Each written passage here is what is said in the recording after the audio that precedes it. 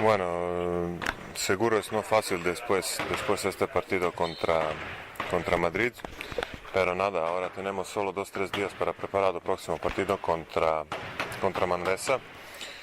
Y yo creo el equipo es bueno y nada, ahora es solo necesitamos un partido, ganamos y esto próximo contra Manresa y luego no pensamos qué pasa. Yo creo ACB no puede jugar sin Zaragoza y yo creo es nuestra es obligación, ganamos este partido seguro, nuestro equipo es mejor de Manresa seguro, pero con pista necesitamos ganamos, no ahora.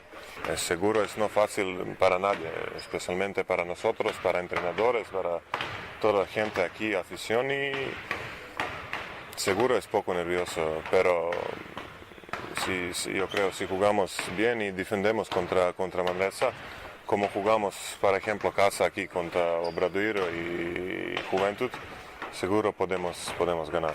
Esto es ahora importante, ¿no? Ellos también luchar, no importante qué pasa contra Madrid, ellos perder 20 puntos y jugar siempre 100%, no importante qué pasa en pista. Yo creo si jugamos nosotros 100% seguro ganamos. Yo dice no sé cuántas veces, yo creo nuestro equipo jugar bien, mucho mejor con presión. Si eres equipo relajado, nosotros no podemos ganar nada. Si jugamos con poco presión y no relajemos, yo creo jugamos bien y podemos seguro ganar. Y contra Manresa y contra Estudiantes igual.